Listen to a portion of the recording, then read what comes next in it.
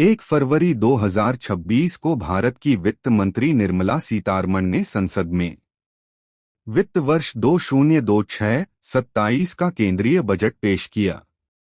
यह बजट ऐसे समय में आया जब वैश्विक अर्थव्यवस्था में अनिश्चितता बनी हुई थी, लेकिन भारत की आर्थिक स्थिति अपेक्षाकृत मजबूत थी। इस बजट का मुख्य उद्देश्य था आर्थिक विकास को बनाए रखना, इंफ्रास्ट्रक्चर में निवेश बढ़ाना, मैन्युफैक्चरिंग को मजबूती देना और साथ ही वित्तीय अनुशासन बनाए रखना।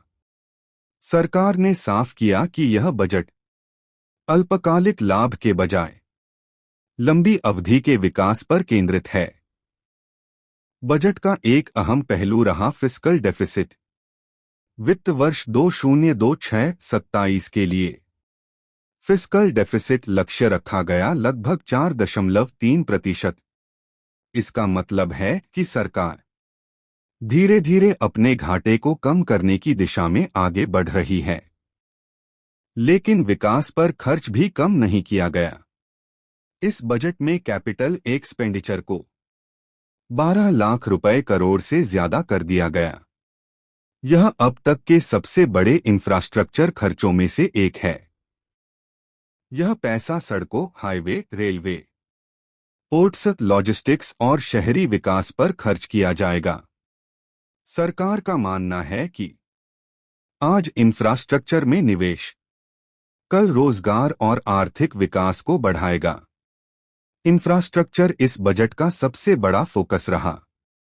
नए फ्रेट कॉरिडोर, हाईवे और रेलवे नेटवर्क का विस्तार, नेशनल वाटरवे का विकास और हाई स्पीड रेल प्रोजेक्ट्स की घोषणा की गई।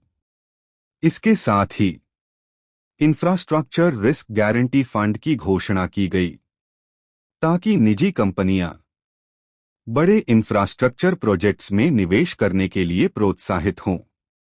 मैन्युफैक्चरिंग सेक्टर को मजबूत करने के लिए सरकार ने इंडिया सेमीकंडक्टर मिशन 2.0 की घोषणा की। इसका लक्ष्य भारत को चिप मैन्युफैक्चरिंग में आत्मनिर्भर बनाना है। पीएलआई स्कीम को आगे बढ़ाया गया और टेक्सटाइल, केमिकल, इलेक्ट्रॉनिक्स और बायोफार्मा जैसे सेक्टर्स पर खास ध्यान दिया गया।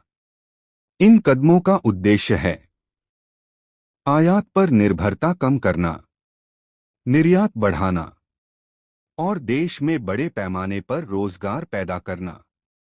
किसानों के लिए बजट में टेक्नोलॉजी आधारित समाधान पर जोर दिया गया। भारत नाम का एआई आधारित डिजिटल प्लेटफॉर्म लॉन्च किया गया, जो किसानों को बेहतर फैसले लेने में मदद करेगा।